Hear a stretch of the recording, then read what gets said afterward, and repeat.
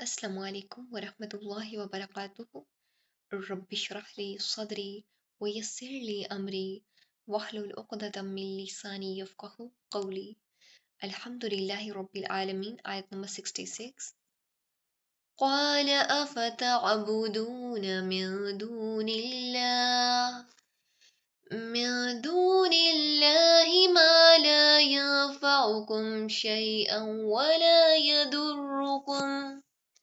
इब्राहीम ने कहा, तो क्या तुम अल्लाह रब्बुल आलमीन के सिवा इनकी इबादत करते हो जो तुम्हें कुछ भी नफा नहीं दे सकते और ना तुम्हें नुकसान पहुंचा सकते हैं।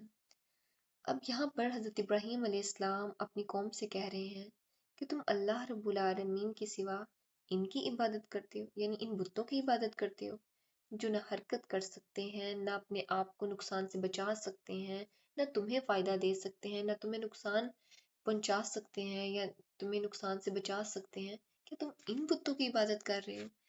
आयत नंबर 67। उफ़्फ़िल लकुम वलिमा तअबुदून मिन दूनिल्लाह अफ़ला तअक़िलून। अफसोस है तुम पर भी और उन पर भी जिनकी तुम अल्लाह रब्बुल आलमीन के सिवा इबादत करते हो। तो क्या तुम अकल नहीं रखते? देखिए, पहले सवाल पूछा और अब यहाँ पर हज़रत इब्राहीम अलैहिस्सलाम कह रहे हैं कि इतनी दलीलें दी, इतना समझाया, क्या तुम लोग ज़रा भी सेंस नहीं रखते हो कि तुम अफ़सोस करता हूँ तुम पर और उन पर भी जिनकी तुम अल्लाह रब्बुल आलमीन के सिवा इबादत करते हो, यानी कि यहाँ पर बुतों की, कि तुम लोग अकल इस्तेमाल ही नहीं करते हो बल्कि उसी तरह ही गुमराही में ही डूबे चले जा रहे हो। आयत नंबर 68। क़ालू हर्रिकूहु वंसुरू आलिहतकुम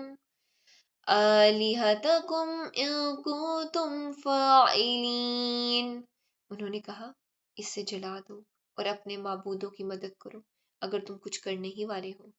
अब यहाँ पर देखें, उनके माबूद अपनी ही मदद करने पे कादिर नहीं है और उन लोगों ने उसका सल्यूशन क्या निकाला कि हज़रत इब्राहीम अलैहिस्सलाम को जला दिया जाए। आयत नंबर 69। कुल्ना या नारू कूनी बर्दन व सलामन अला इब्राहीम।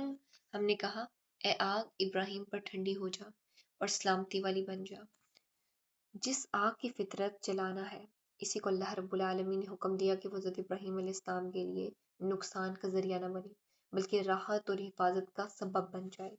बरदा से मुराद ऐसी ठंडक है जो अजियत ना दे और सलामन का मतलब मुकम्मल अमन सलामती, यानी आग न सिर्फ ठंडी हो गई बल्कि हज़रत इब्राहीम अलैहिस्सलाम के लिए हिफाजत का ज़रिया भी बन गई और अमन सलामती भी। ये वाक़या इस चीज़ को वाज़ह करता है कि जब अल्लाह रब्बुल आलमीन का हुक्म शामिल हाल हो तो फितरत के कवानीन भी बंदे के लिए रहमत में बदल जाते हैं और अल्लाह रब्बुल आलमीन अपने नेक बंदों को हर नुकसान से महफूज फरमा लेते हैं। अल्लाह रब्बुल आलमीन से दुआ है कि अल्लाह रब्बुल आलमीन हमें भी अपने इन नेक बंदों में शामिल फरमाए और हमारी भी हिफाजत फरमाए। आमीन। आयत नंबर 70। वअरादू बिही कैदा फजअलनाहुमुल अखसरीन। और उन्होंने उससे एक साजिश का इरादा किया, चुनांचे हमने उन्हें सबसे ज्यादा खसारे वाले बना दिया। लफ्ज कैदन का मतलब खुफिया तदबीर और मंसूबाबंदी है। उन्होंने हज़रत इब्राहीम अलैहिस्सलाम के लिए उनको नुकसान पहुंचाने के लिए एक तदबीर बनी। अल्लाह ताला फरमाते हैं कि उन्होंने हज़रत इब्राहीम अलैहिस्सलाम के खिलाफ चाल सोची, लेकिन अल्लाह रब्बुल आलमीन ने इसी चाल को नाकाम बना दिया। क्योंकि देखें, अल्लाह ताला फरमाते हैं कि अल्लाह ताला बेहतरीन चाल चलने वाले हैं। वो जो मंसूबे बना रहे थे वो अल्लाह ताला के इल्म में थे और इन्हें ही नुकसान उठाना बना। अक्सरीन इस बात को जाहिर करती है कि अपने मकसद में मुकम्मल नाकाम और हकीकी खसारे में चले गए वो लोग, यानी इनकी तदबीर इन्हीं के खिलाफ पलट दी गई। आयत नंबर 71। वनज्जयनाहु वलूतन इलल अर्दिल्लती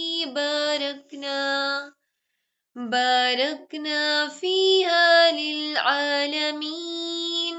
और हमने उसे और लूत को उस जमीन की तरफ नजात दी जिसमें हमने जहानों के लिए बरकतें रखी हैं।